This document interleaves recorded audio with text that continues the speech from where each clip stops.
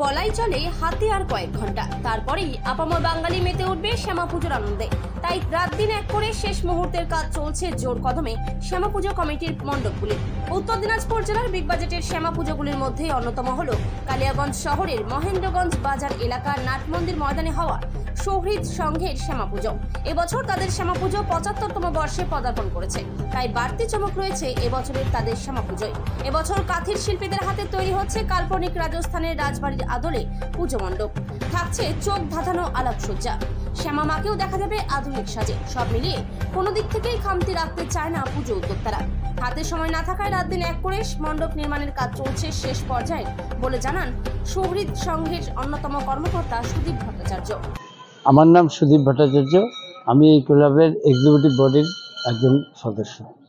শহীদ সংঘ নামে হচ্ছে কালিয়াগঞ্জবাসীকে অনেকেই পরিচিতি এবং জেলারবাসী একটা এই পুজোর প্রতি আকর্ষণ থাকে। এবার কি উপহার দিচ্ছেন? শহীদ সংঘ এবার ৭৫তম বর্ষ এবং প্রতিবার শহীদ সংঘের পুজো একটা আকর্ষণ থাকে এবং মানুষের একটা চাহিদা থাকে যে যেখানেই থাকুক বাইরে এবং এখানকার মানুষ তারা কালিয়াগঞ্জ শহীদ সংঘের পুজো দেখার জন্য নিজেরা উদ্গ্রীব হয়ে থাকে। সেই জায়গায় দাঁড়িয়ে আমরা এবার একটা রাজস্থানের রাজমন্দির তৈরি করছি, যেখানে মানুষ আসবে এবং এর যে একটা নিপুণ কাজ সেগুলোকে উপলব্ধি করবে এবং তারা আকৃষ্ট হবে।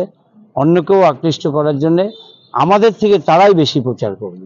কোথাকার রয়েছে মণ্ডপ শিল্পীরা এবং প্রতিমা আলোকসজ্জা? এবারকার মণ্ডপ শিল্পী যারা এসেছেন তারা কাথির থেকে এসেছেন।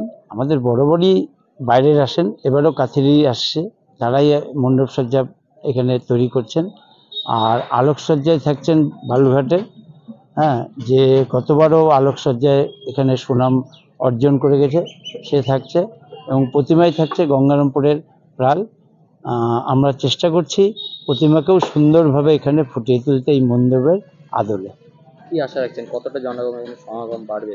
দেখুন, এটা তো আপনারা সাংবাদিক, আপনারা এমনি ঘোরাফেরা করেন, এখনই মানুষের ঢল নেমেছে। প্রতিদিন সন্ধ্যাবেলায় মানুষ একবার করে আসছে যে প্রতিমা এবং প্যান্ডেলের কাজ কতটা এগিয়েছে।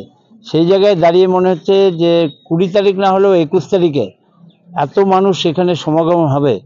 আমরা তো দায়িত্ব নিয়ে এখানে পালন করব, আমাদের মানুষকে যাতে স্বাচ্ছন্দ্যে প্রতিমা দেখতে পারা যায় বা চেষ্টা করব। পাশাপাশি প্রশাসনকেও আমরা অনুরোধ করব যে প্রশাসনও আমাদের এখানে একটু দায়িত্ব নিয়েই, বাড়তি দায়িত্ব নিয়েই কাজ করবে, যাতে সুষ্ঠুভাবে মানুষ এখান থেকে প্রতিমা দেখে যেতে পারে। ৭৫ বছর উপলক্ষে কি স্পেশাল কোনো কিছু থাকছে বা বাড়তি কোনো কিছু? দেখুন, আমাদের বরাবরই ক্লাবের কিছু না কিছু ভালো কাজ হয়, তবে আমার এবার একটু আমরা ইচ্ছা করেছে এবং সেটাকে করব যে আমাদের অনেক নার্সিংহোম, হাসপাতাল, বিভিন্ন জায়গায় আমাদের কাছে পেশেন্ট আসে যারা অসহায়, তাদের জন্য আমাদের একটা এখানে কাউন্টার থাকবে এবং আমরা তাদেরকে যাতে পরিষেবা দিতে পারি ন্যূনতম একটা অর্থনৈতিক দিক থেকে, সেই জায়গাটায় আমাদের একটা কাউন্টার থাকবে। এমনি একদিন আজকে এখানে বসিয়ে আমি ট্রিটমেন্ট করে দিলাম তারপরে আর হলো না, সেটা আমরা চাই নিয়মিতভাবে মানুষ তার স্বাস্থ্যের দিকে লক্ষ্য রাখুক।